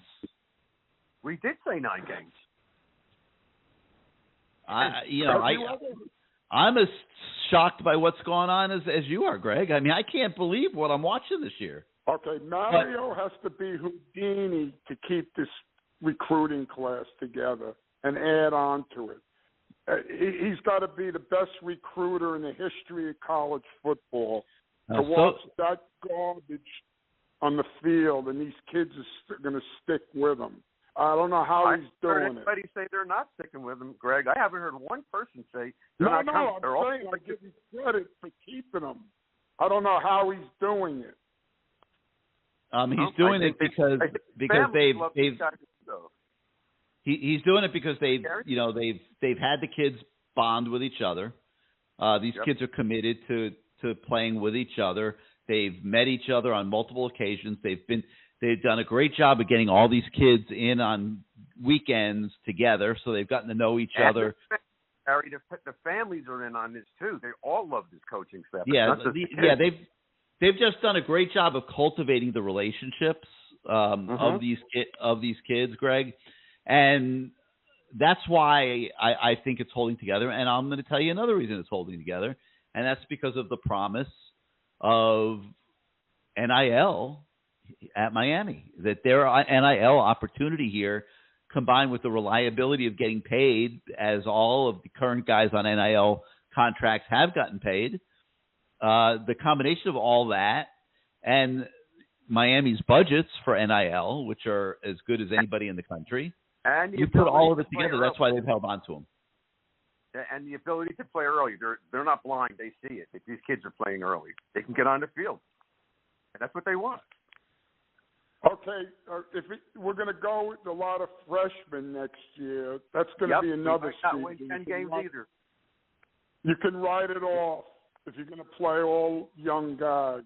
They're not physically. They're not up to playing against seniors and 50th seniors and guys like that. So that next year is going to be another shit show. Well, there's going to be a lot of transfers, Greg. There'll be transfers too. So it's not going to have to all be freshmen. We hit 3 out of 12 transfers this year. That's not a good percent. No, you've done better than that. Yeah, Darrell Jackson, Mesidor, Henry Parrish. Agude. Agude's pretty good. He's not great. He's played pretty well. Yeah, I didn't say he was great. I said he's pretty good. He gets in the backfield a lot. The problem is and why are we giving up 45 points 3 times this year if he's so good? Come on. It's not just him. It's just not him. Look at the secondary, how crappy they are. It's horrible. The linebackers can't run. It's not just Agude's fault. What's with the secondary coach? Is there a problem with him and the players? That's an interesting question because the secondary has probably underperformed as much or more as any group on the team. They have not had a good season. And do we have to see DJ Ivy continue to play? Why don't you play Chris Graves? Don't put him out there. See what he can do. They took the best of the freshmen, Greg, and they put him out there against Middle Tennessee, and on the first plays on the field, he gave up a long touchdown. But you can't learn to Ivy's given up about 5 touchdowns this year. Come on, he can't cover anybody who can run. So what the hell is he doing out there? There's nobody better. They don't have anybody better to put out there. They don't. This is why. But Greg, this is why there's going to be 20, 30 guys in the portal. Yeah. Well, I hope it's more than that. But anyway, all right. Matt thinks it will be. All right, Bruce. Nice talking to you. Too, buddy. Anytime. All right, Greg. Thanks for coming on the show as always. All right, 563-999-3550. 563-999-3550. You hit the 1 on your keypad, if you want to come on the show, get in now as we're starting to get pretty deep into the show. So if you want to come on tonight, now's the time to call. So Bruce, what else was on your mind coming into the show tonight? Well, I don't want to be a homer or a suck-up. I sure as hell wasn't one last year. But you guys have to give them a chance to make the coaching changes if there's going to be some, and I think there will be, and player changes, because you just talked about it and Matt talked about it. And save the nastiness for next year if it happens again. But they may be younger next year, but I don't think they're going to play like this. They're going to play hard. They're going to play better. They're going to tackle better. That's what I believe. Because they've got his people in there, not Manny's leftovers from the country club attitude that they had all along. I mean, they came into this year playing hard. They played as hard as could be at Texas A&M.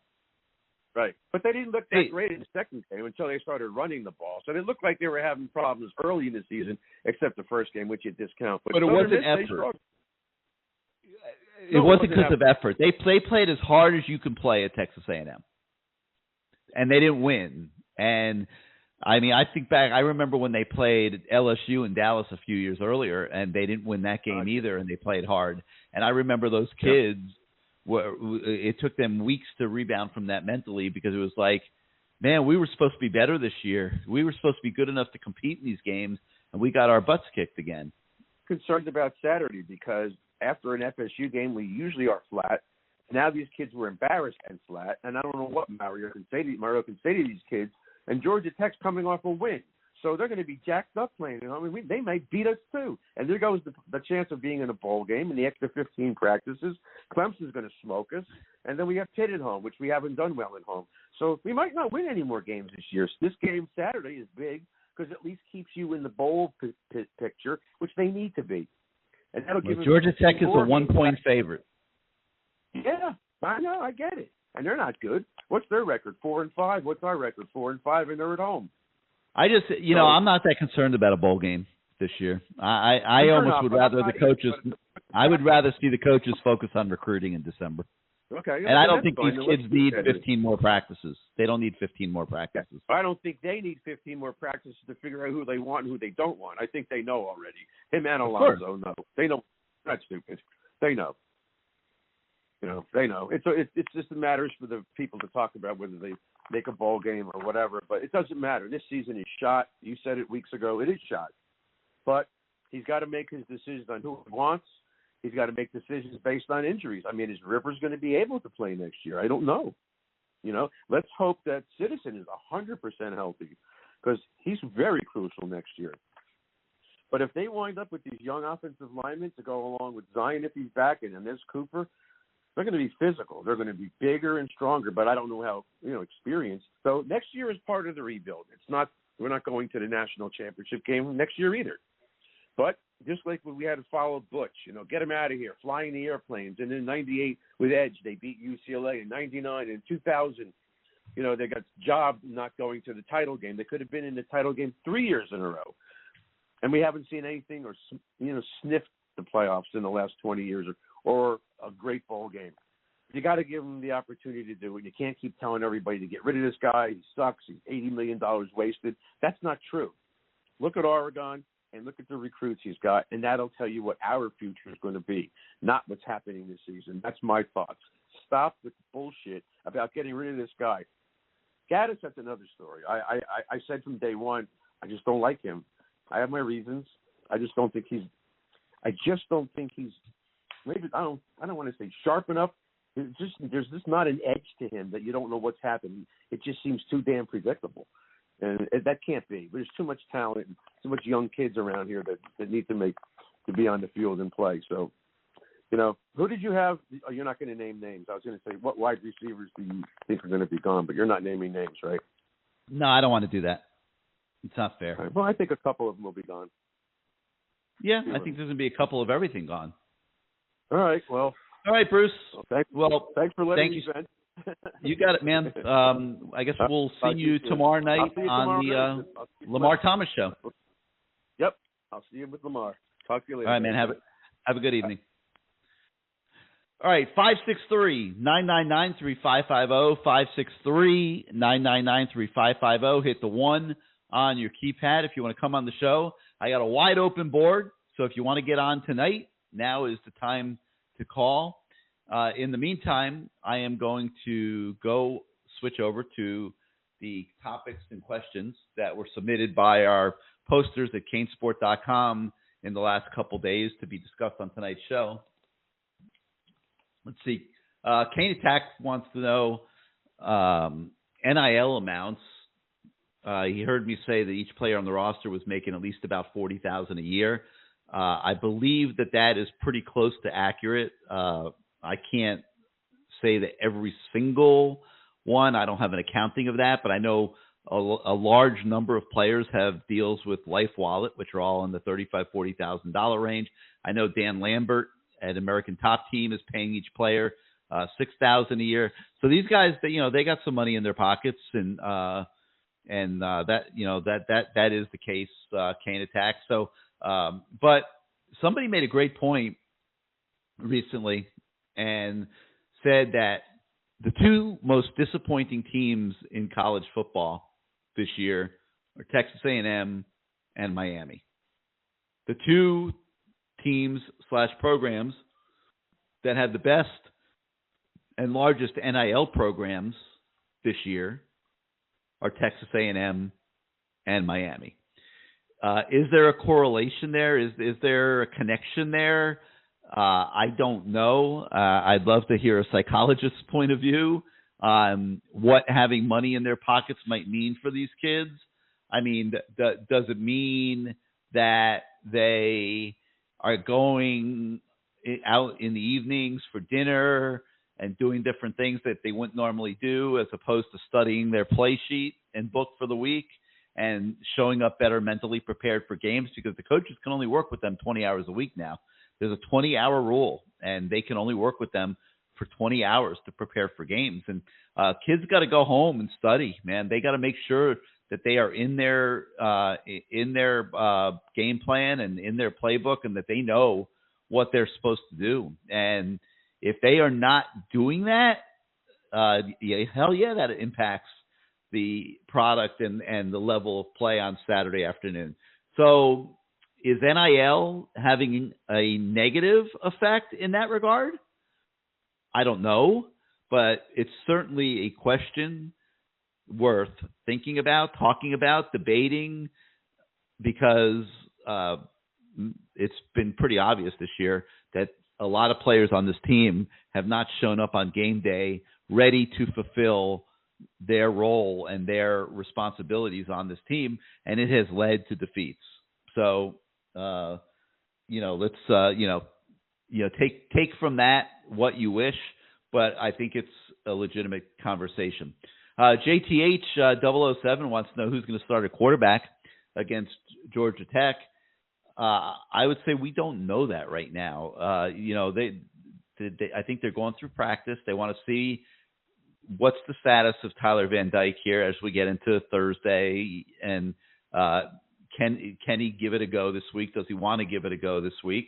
I think from there, me personally, I think they got to start with Jake Garcia. I think Jake Garcia gives them a chance to run a complete college football offense where the run and the pass can be equally featured.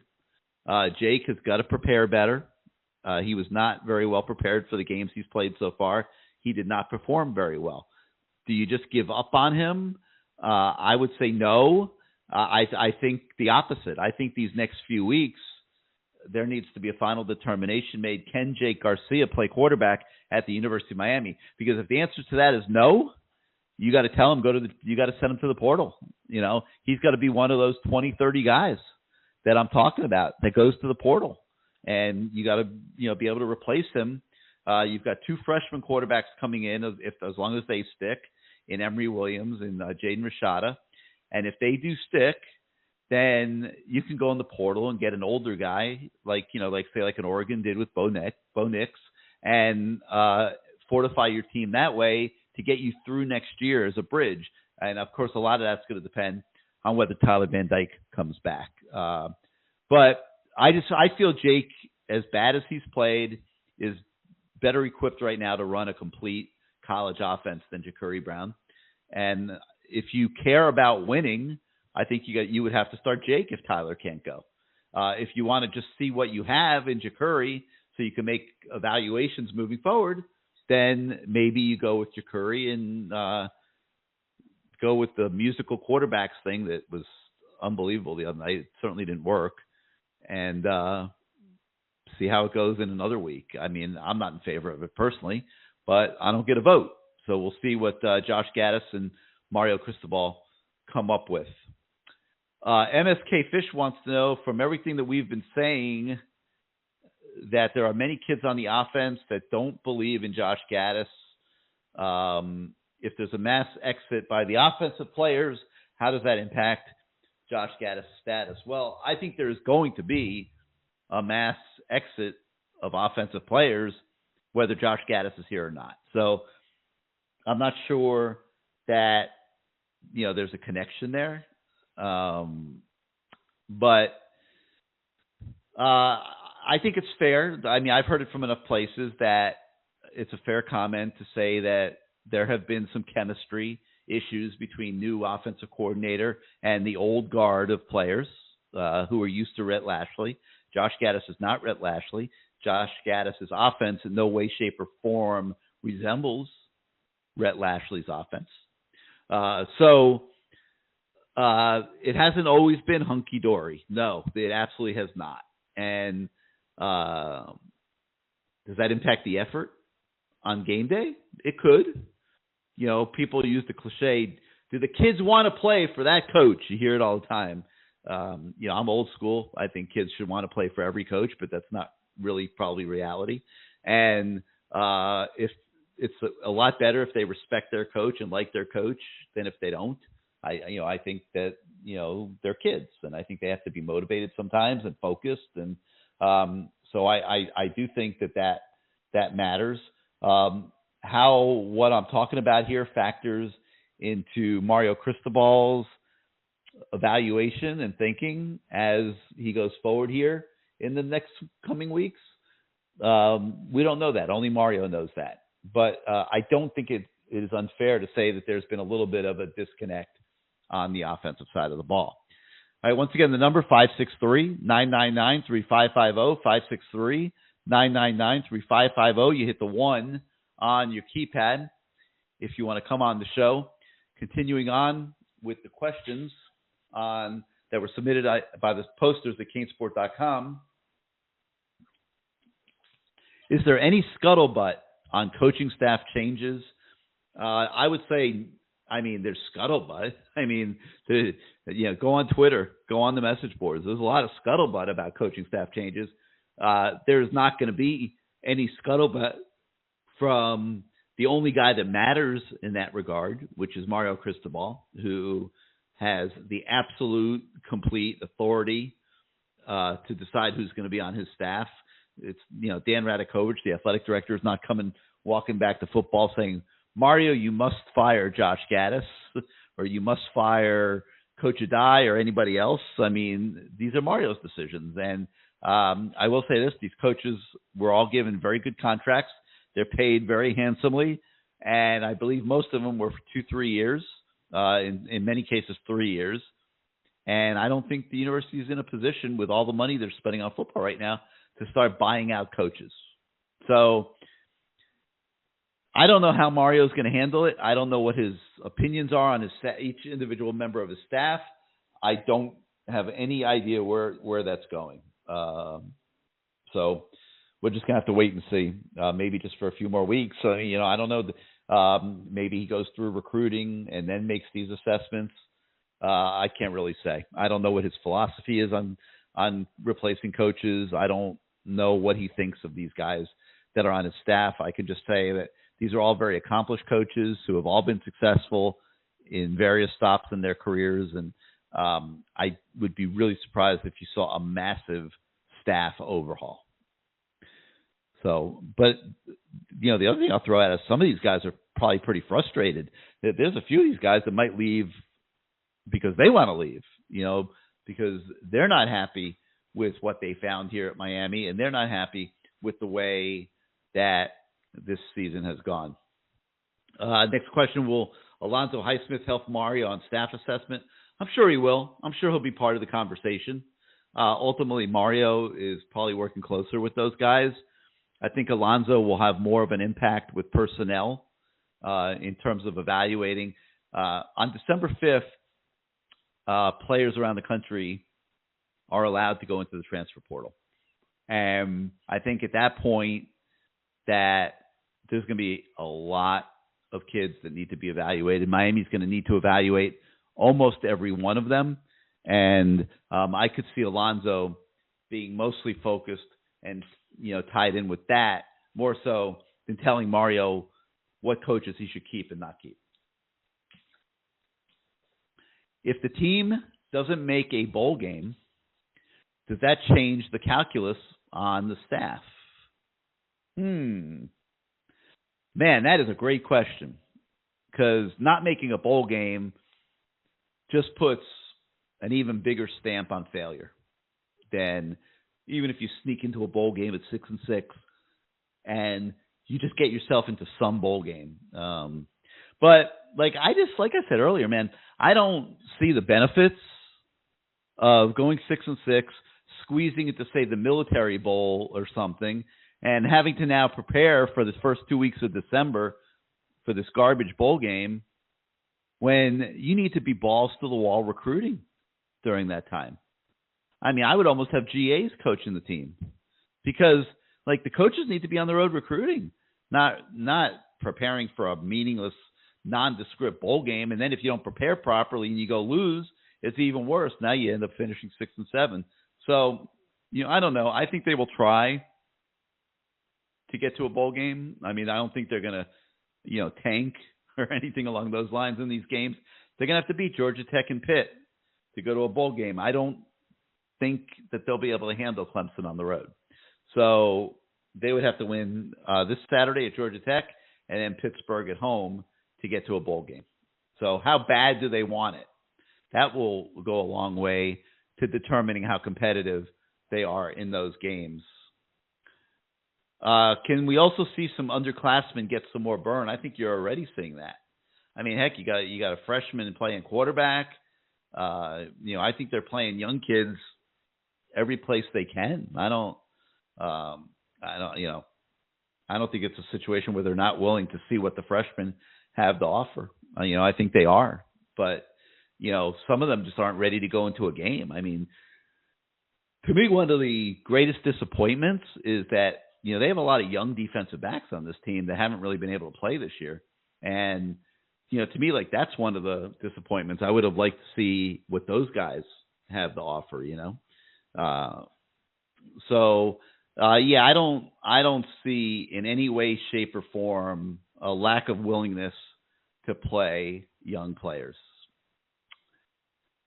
Let's see. Why haven't the offensive line transfers from Oregon made an impact? Capla 7 is shocked that Mario and Mirabal didn't know their personnel before offering. Obviously, they knew their personnel. Come on, man. How can you can't say they didn't know their personnel.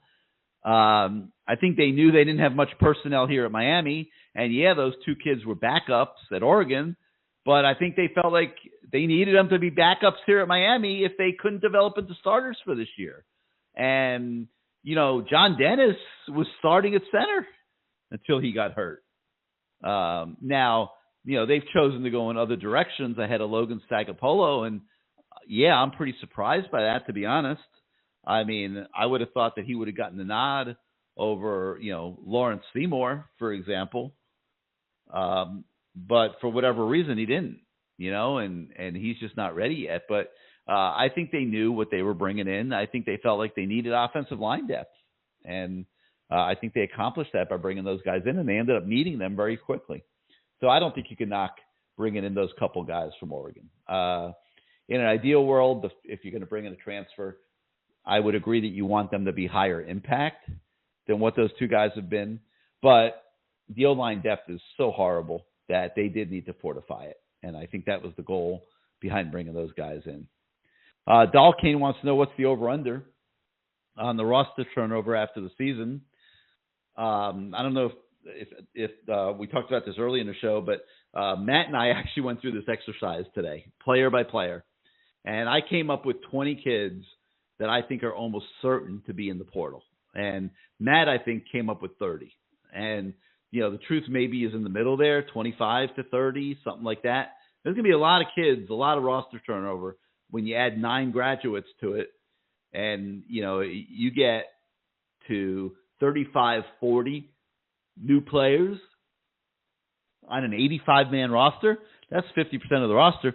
And don't forget, 21 guys were sent to the portal this past year. So, this is called a roster rebuild on steroids, okay? And Mario's not pulling any punches. He wants to he's got to rebuild and turn this roster.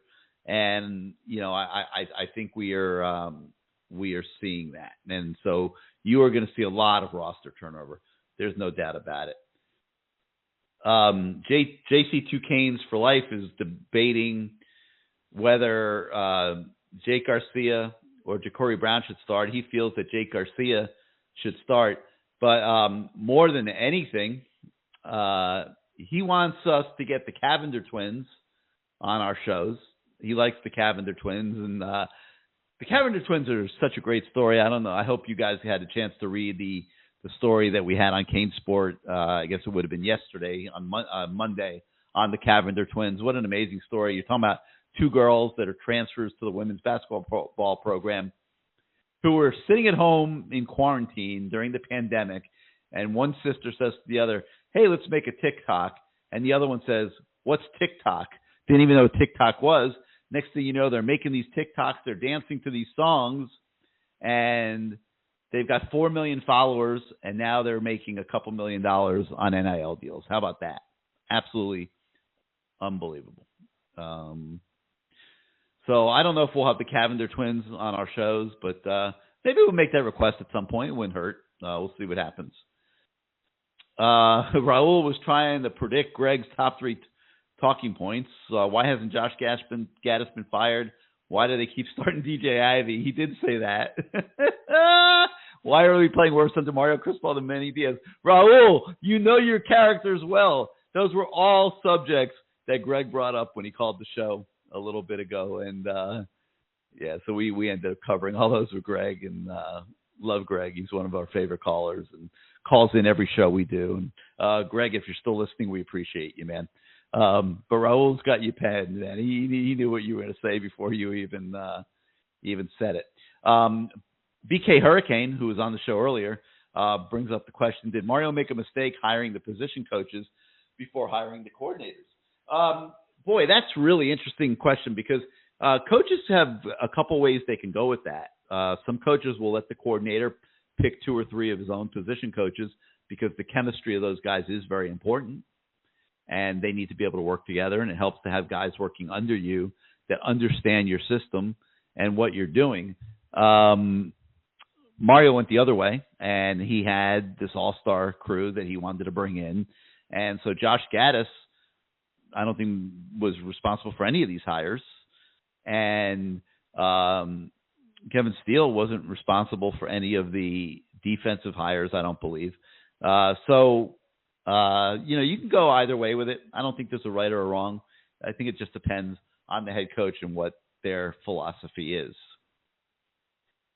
All right, that's going to do it for CaneSport Live for this evening. We thank those that called in. We thank Matt Shadell and Bruce Warner. Tomorrow night, we'll be back with the Lamar Thomas Show on YouTube. Don't have the guest list for that yet, but it's always good and always a great show. And if you're not listening to that, then you're missing out. It's really, really good each Wednesday night. So thank you for listening tonight, everybody, and we will see you next time.